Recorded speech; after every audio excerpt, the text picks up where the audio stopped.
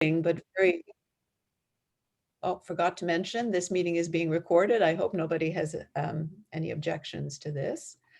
Our speaker today has written a very disconcerting but very illuminating book, and I'm going to hand it over to James to make introductions. I look forward to our speaker's presentation today. So James, please take it away. Great, thank you, Susan. And just to kick things off, we're not in a webinar format, we're in a meeting format. So I'm just going to lay a few ground rules to start. One, if you're not already on mute, please mute. I can identify John, Susan, and Denis. Because we're on meeting format, I can see who's on mute and who's not. Two, we will try and get to a Q&A portion. I'm going to try to moderate this as best as I can. Please be respectful of others. Please be respectful of our speaker. Otherwise, we will have to intervene if necessary. So those are the key ground rules. It's going to be a fairly tight conversation because we're on a schedule. But before we get started, I do want to acknowledge that Transparency International's office and myself are coming to you from Toronto. And this is the traditional territory of many nations, including the Mississauga, the Credit, the Anishinaabe, the Chippewa, the Haudenosaunee, and the Wendat peoples, and is now home to many diverse First Nations, Inuit, and Métis people. And so I think, especially given that Indigenous Month in Canada, it's very important to acknowledge that.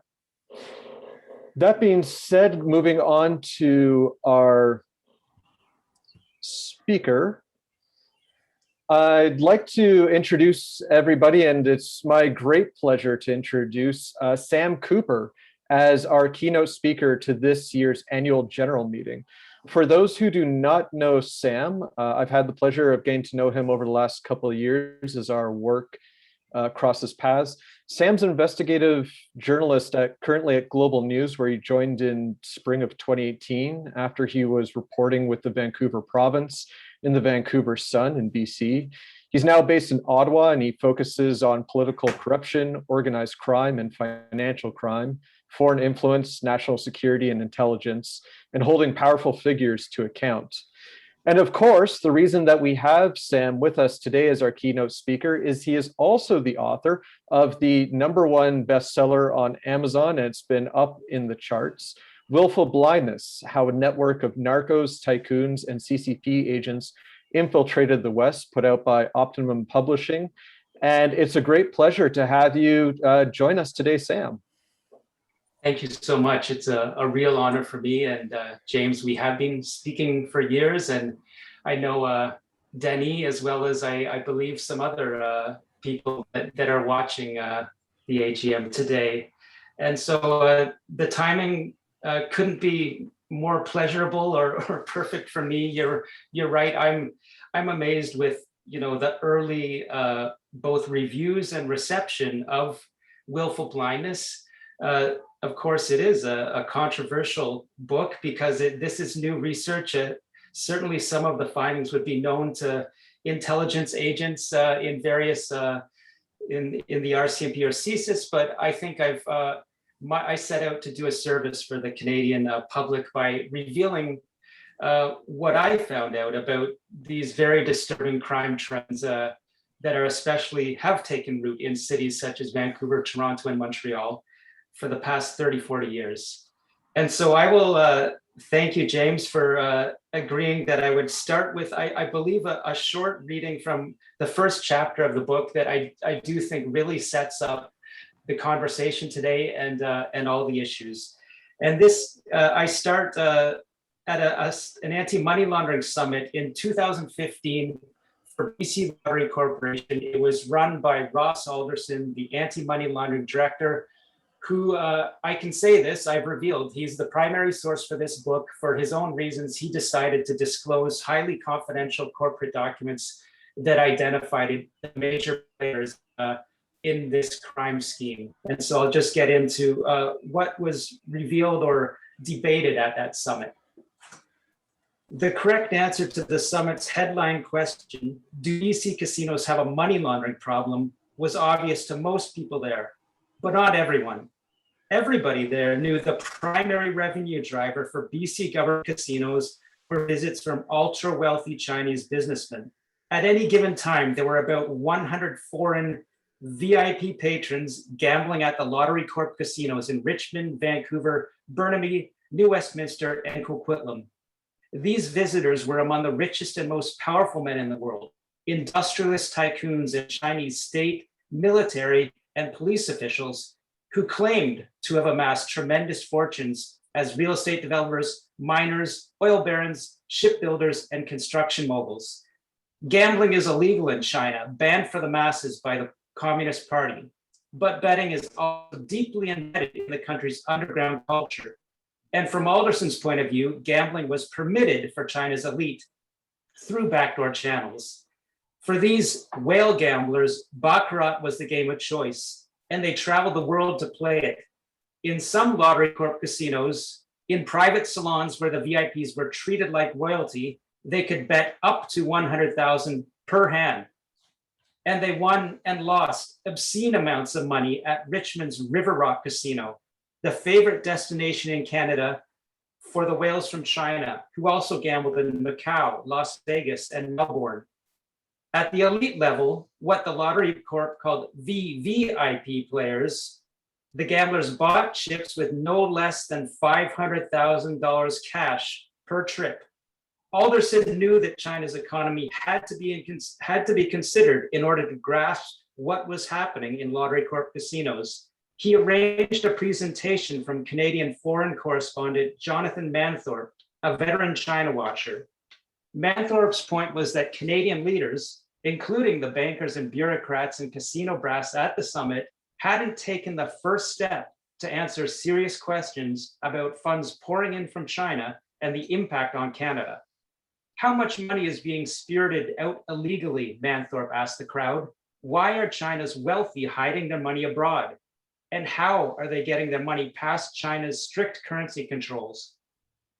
Manthorpe explained that unimaginable private wealth had been created in the 1980s under the reforms of paramount Communist Party leader Deng Xiaoping. And now it was flooding cities like Vancouver, Seattle, and Melbourne.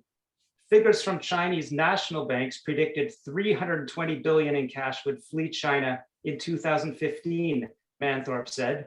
Some analysts estimated much higher figures. Almost all of the funds came from the top of the pyramid.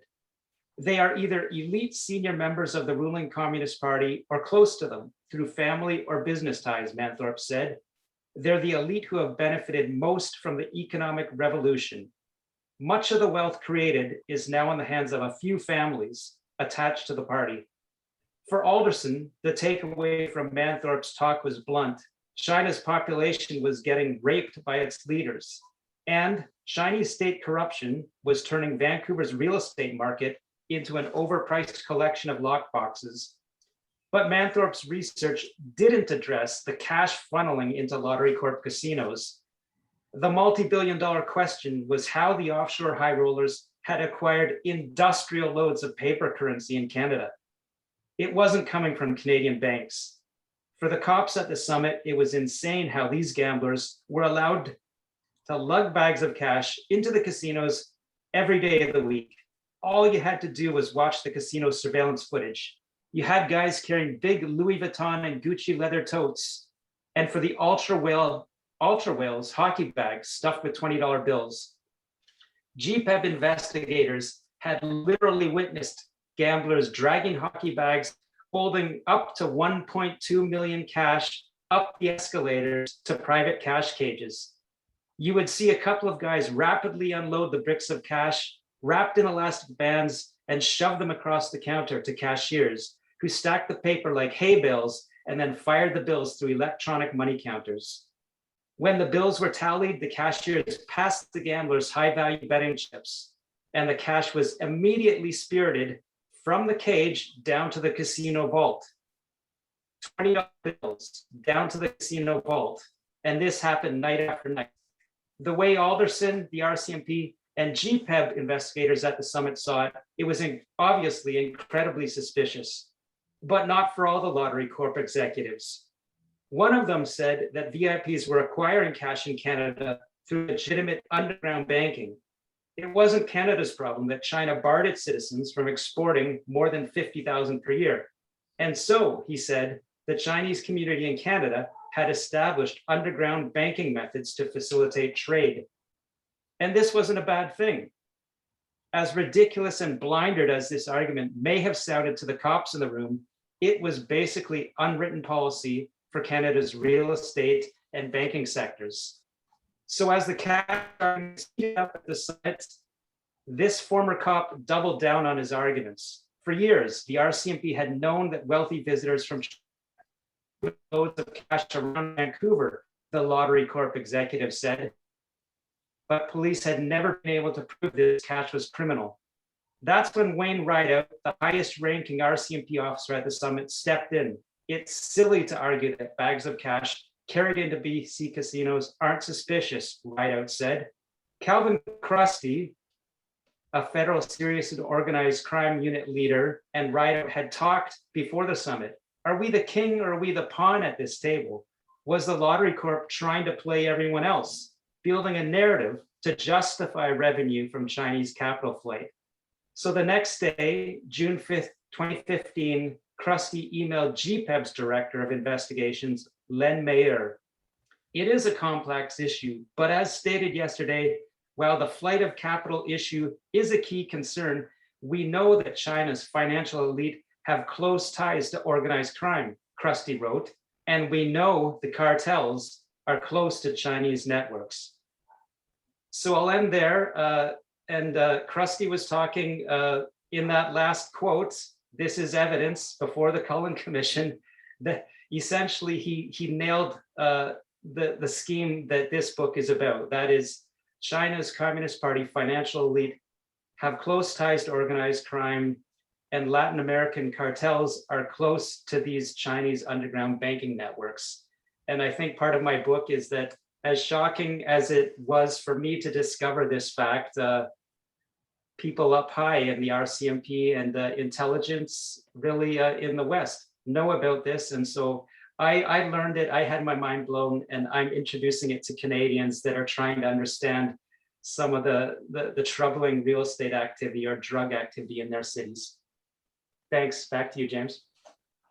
Thanks very much for that reading of the passage, one of the passages from your book, Sam. And I think a lot of the people in the audience here today, following TI Canada, are aware of things like the Vancouver model of snow washing. But when you get into those level of details, when you hear from the people who are charged with looking at or trying to solve these issues, as you say, and as I think even Attorney General David Eby said when he testified to the federal government, it still blows your mind. It blows you away, the level of these things and how they work. So what I want to do is explore into a little bit of the systematic issues around this. And let's start off, as I said, the Vancouver model. And that might not be a surprise to a lot of people on the call, but we have heard these terms in the last couple of years. And you described it to an extent in that opening line. Would you be able to just kind of, in a compact way, describe what the Vancouver model is to our audience? Sure, I'll unpack it as tightly as I can. Really, it enlarges upon what I just read there. So in mainland China, we have that ultra wealthy peak of the pyramid that has accumulated so much wealth. I won't say it's all corruption, but I think the people, many people watching today, because some of them would talk to the same people I do at high levels in intelligence and criminal law enforcement, understand corruption is a major source of wealth creation at the time in China. And the book exposed the connections between Communist Party officials, transnational gangsters, and tycoons, captains of industry. And so, of course, these are the people I point to in that first passage. I spoke about the whale gamblers that traveled to Vancouver to gamble these tremendous sums. Literally 1.2 million cash in one transaction is the highest suspicious large cash buy-in recorded at River Rock Casino. here's another fact. I speak in my book about the major big circle boy loan shark who facilitated the Vancouver model.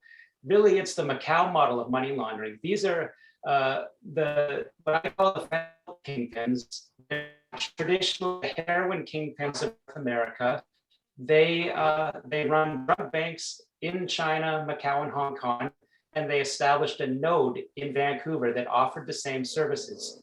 So they will allow the corrupt officials to come to, let's say, First Step Macau or now Vancouver. There's a deal between the two parties, the wealth inside of China and the gangster in Macau or Vancouver. The gangster will loan you that drug cash when you arrive in Macau or in Vancouver, but especially in Vancouver and Richmond, drug cash was the key. So we have the ultra wealthy person traveling into Vancouver, receiving up to $1 million, more commonly 100,000, 500,000 in $20 bills often of drug proceeds. They gamble the chips. That's their debt obligation. And if they win, they get a casino check. And of course, they can very quickly put that down on a mortgage in Vancouver, buy a home, continue to launder money. But the key transaction is they paid back that debt to the narco loan shark in Richmond who lent that drug cash. They pay the debt back in China from their source of wealth. So the transaction flows directly to a gang drug, a bank account run by gangsters in China. And then you can see how this is what shocked people about the Vancouver model. The drug cash is being collected in Richmond, laundered through these whale gamblers. The debt is paid in China. That funds more fentanyl precursor imports coming back into Vancouver. The precursors are printed into fentanyl pills, pressed up, sold, more cash is then loaned out, and the cycle continues in a nutshell. Thanks for that description, Sam. It's gut-wrenching to hear about how the Canadian system is used. And I want to just linger on the Vancouver model. As you described it, it's very specific. And as you say, picks up from the Macau model of whale gamblers and the underground banks. And one of the things around the book, I suppose, is the focus on the CCP and its influence with narcos. But to make a point that the vulnerabilities within Canada, they're not only targeted by corrupt officials from China, and you do spell out some other networks like Latin American drug networks. And if we look at journalism from other parts of Canada, say in Montreal, Hugo Joncaz has reported about West African money coming into Montreal. Could you you pick up on that in the book, do you want to maybe elaborate on some other areas that are exploiting Canada's loopholes? Sure. And you raised the right point. My book focuses on Chinese transnational crime because this is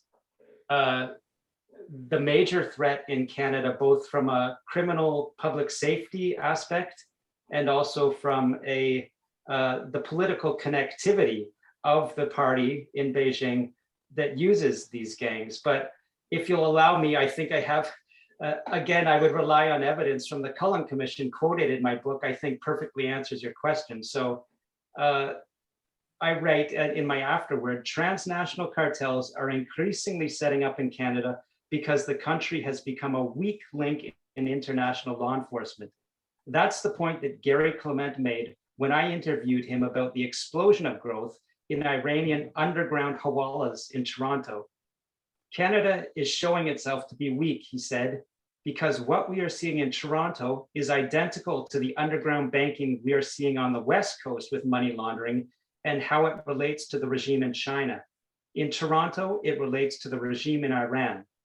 And Calvin Krusty advanced the same argument in his Cullen Commission testimony in March 2021.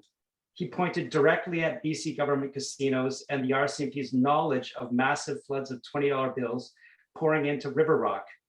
We're open to corruption by having this illicit money moving through our financial systems and our casinos, and our regulatory people having oversight of that, and ministers' offices knowing this, Krusty testified.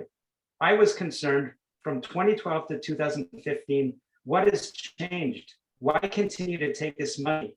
because it was somewhat obvious to everybody in 2012 the money was illicitly generated. So I thought the public deserved to know. So I'll go back to your question, and what my answer shows is that these are very sophisticated transnational crime networks. The book, I think for the first time to the public, gets to know, as Krusty sort of indicated in what I just read there, that police know that at the high level, state-sponsored crime has come to dominate these networks in Canada. So that would be crime networks connect Hezbollah and the Iranian regime, high-level Chinese transnational crime, Russian criminal activity and state activity is in there, and they're interrelated with the Latin American cartels. So this is about underground banking that has woven into Canada's economy. Thanks for that, James. I can hear you, and I hope everyone else online. I see nodding, and I see while you were talking a lot of disappointed looks of head shakes and acknowledgement of what you're saying, Sam, which is difficult for everyone to go through to hear about this. And as you say, the money's coming in from different sources, different networks, and your book very thoroughly describes the network coming from China. It goes into, as you say, some of the other global networks, but the common denominator is, of course, Canada and our weak systems, as you point out what Gary Clement said.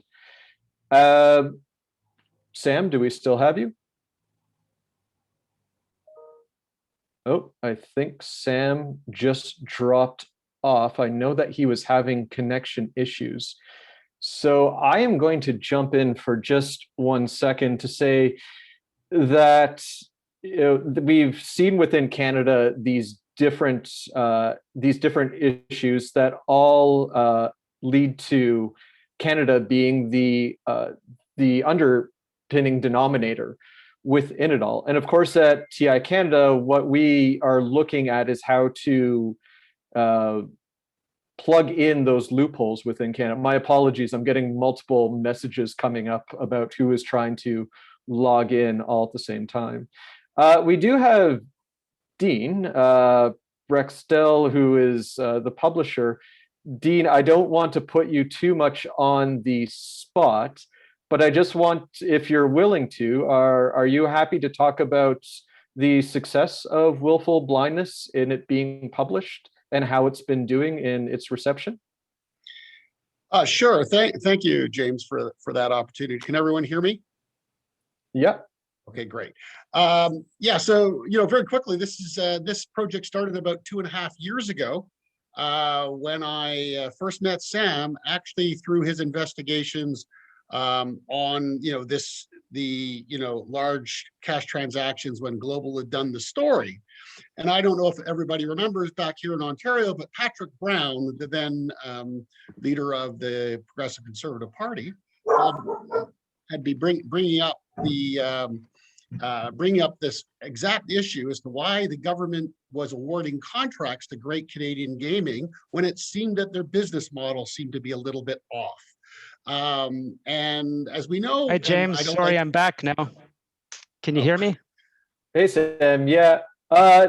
Dean, maybe if you just want to wrap up that thought, and we'll get back to Sam. Right, and so the book sales are going phenomenally well, both here in U.S. and in Canada. We are getting great traction in terms of publicity and interest out of the United States. The mainstream media in Canada has been a little bit less interested in picking up on the narrative, but that's slowly coming out. We've had a number of great reviews. So yeah, the book is taking off very well, and it's a dedication to Sam's phenomenal insights and great network of people that he's been able to extract such great insights for the public for the book. So thank you for that opportunity. Great, thanks, Dean, and thanks for reaching out initially to me whenever the book was coming out. It was a great read, and of course, thanks Sam for getting me an advanced copy to read it with Dean. So Sam, getting back, can you hear me? I can. So sorry, I pivoted to another computer and system there. quickly. It's the reality of the times that we're in. I want to pick up on the last thing you were talking about, getting into, there's all the different sources of money coming from all over the world that all have their own reasons of why money is being stolen in different areas. But the common denominator, of course, is Canada. And you point to former RCMP officer Gary Clement saying we've got weak systems.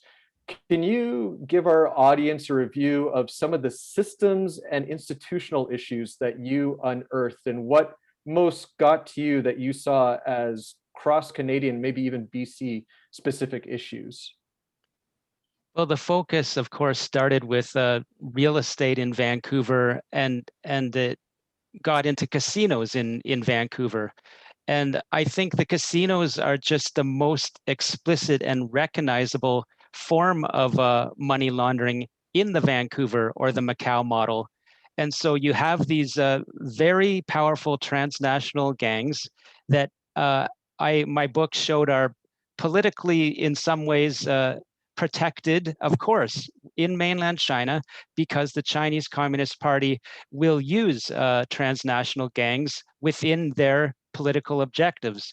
And so these gangs that are protected in China, that is why, along with the growth of China's mercantilism and global trade, the gangs too have benefited and risen. So there's that mutually beneficial arrangement with the Communist Party and transnational gangs, legitimate global trade and illegitimate underground banking, where you see that my sources and research showed that Chinese cartels, we can see the reporting in news outlets in the United States now, as well as Canada, the Chinese underground banking cartels are working to move the Latin American drug gang money all over the world and weaving it into trade. So casinos, again, you cannot miss anyone. A child can see that a hockey bag with $1 million and $20 bills coming into the casino. There's corruption inside the casino. These people are trained in anti-money laundering. They can't let that happen without corruption. And my research, the Cullen Commission also has shown evidence there was certainly corruption involving gangsters using casino staff, that is regulated BC government employees essentially, as Calvin Krusty's answer indicated, all the way up to the ministerial level in BC's government. There was warnings, and it was understood that this is suspected drug cash. And for legal reasons, it's called suspected drug cash. But I'm going to assert that any reasonable person that knows that a known high-level heroin trafficker, who is also a known high-level loan shark, who is also the biggest VIP in the River Rock Casino, and I now have the record showing a suspected fentanyl precursor importer. We're talking about people that are known criminals, so it's not suspected drug cash. When you put that all together, it was known drug cash money laundering. Another data point I haven't reported yet, the 36 highest level VIPs connected to this Big Circle Boys loan shark in Richmond, they gambled, they bought in with 176 million in cash in one single year. That is 36 whale gamblers, almost 200 million in drug cash through the hands of just the highest level loan shark. So what had to go wrong? Look, I've just said that this is about 200 million in money laundering from 37 people, all connected to a Chinese transnational gang, and there were hundreds of whale gamblers. So everyone watching, if you want to do some quick math in your heads, I've conservatively estimated that's 2 to 3 billion in drug money laundering in BC government casinos going back to the early 2000s up to 2017 or 18.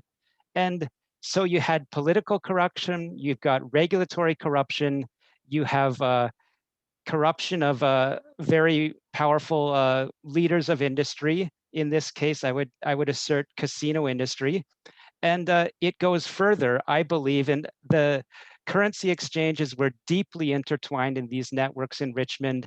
Lawyers, my book points to a couple of Richmond lawyers directly involved in e-pirate casino money laundering surveillance. So you ask the systems and the institutions, I'm asserting that it goes all the way up from the people in the cash cages in some of these businesses, some bank cashiers, some bank managers, up to people working in ministers' offices in BC's government. And I believe it goes, we can see this in Ontario and Quebec as well. Sam, you we've talked a lot about the challenges and the root causes of the money flows and where problems lie. There's been some movement in the last few years, and some of it directly related and specifically attributed to your reporting, including the Cullen Commission, the British Columbia inquiry into money laundering that you cite, as well as British Columbia has passed the Land Ownership Transparency Act, which led to the registry, which is now online. And we just saw in April the federal government propose in their budget a publicly accessible registry of beneficial ownership. Now designated non-financial businesses and professions in Canada also have to conduct beneficial ownership due diligence.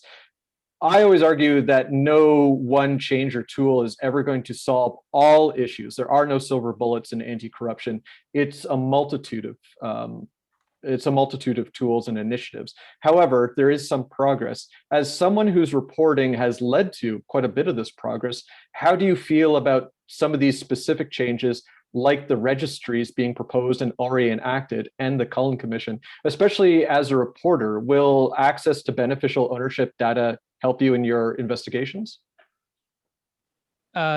Yes, and my answer is I'm very I feel satisfied and rewarded that some of my reporting over the years has definitely triggered changes and regulatory changes, starting with the transparency registries.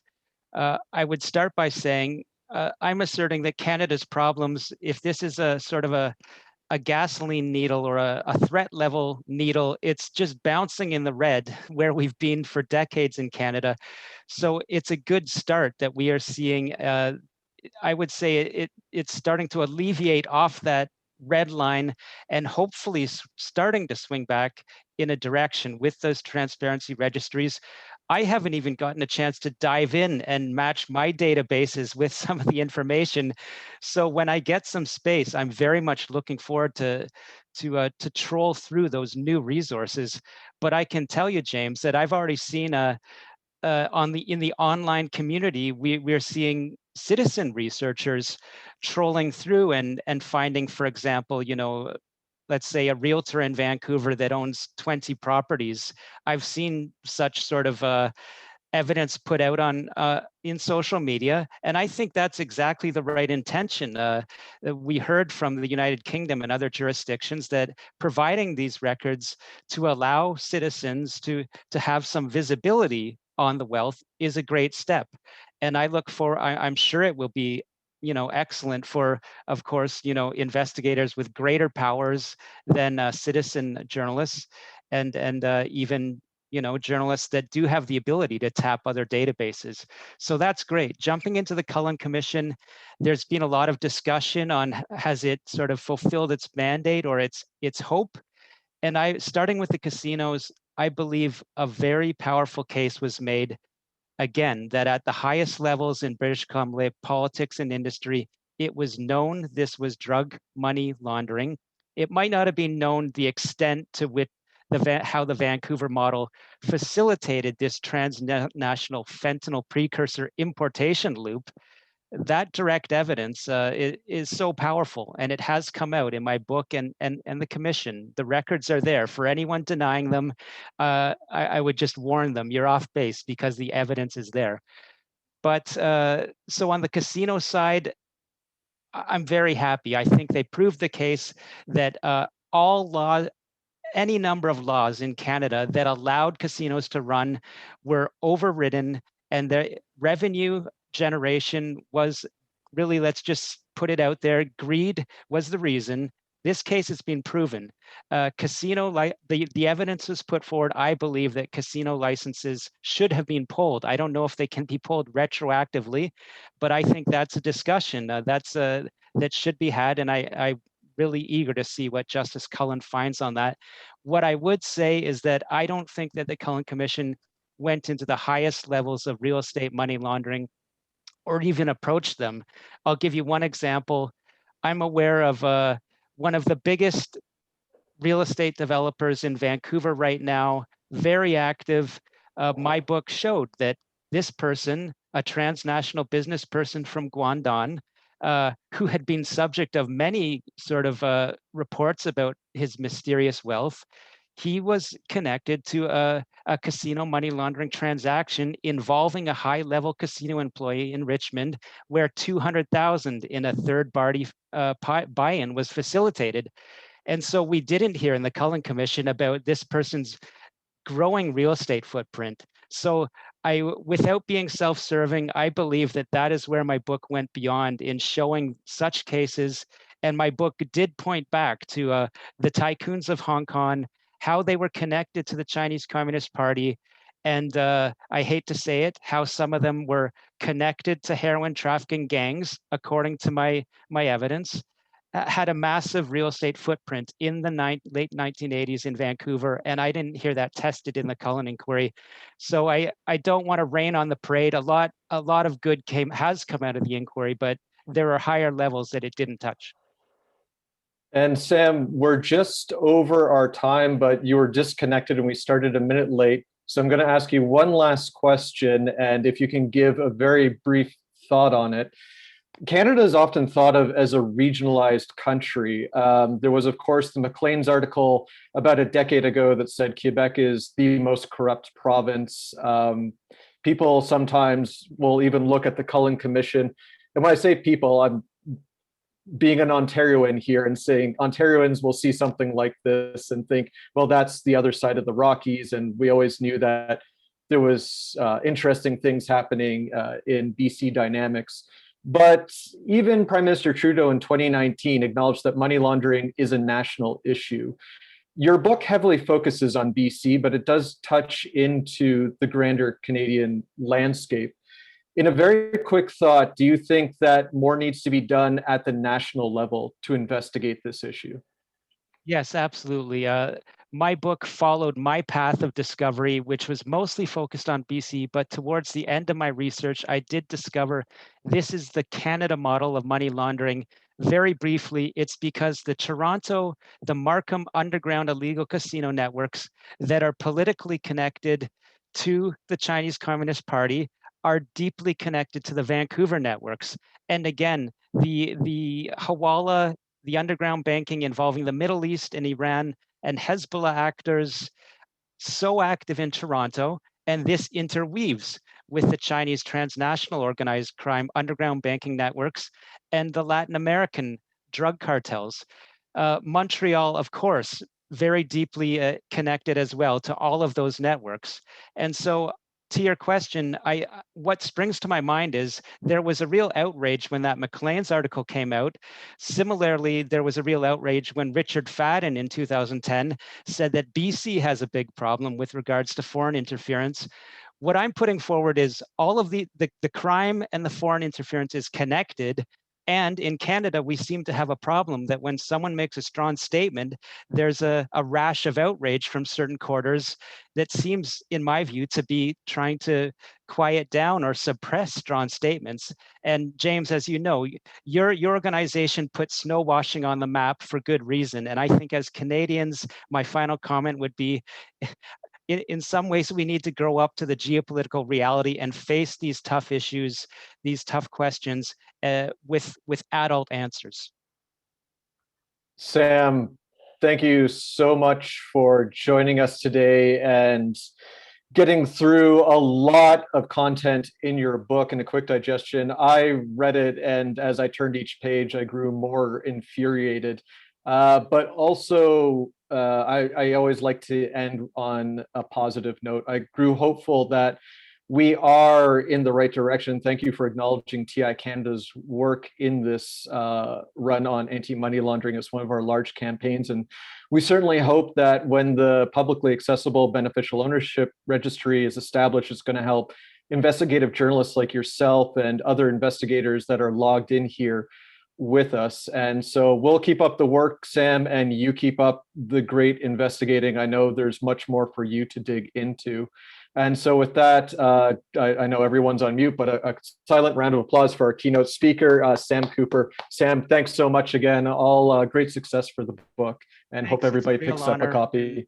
Sorry for that technical hiccup there, but thanks for having me so much. It's what happens. Susan, I'm going to stop recording, and Susan, I'll hand it over to you. Thank you very much, James. We're now going to move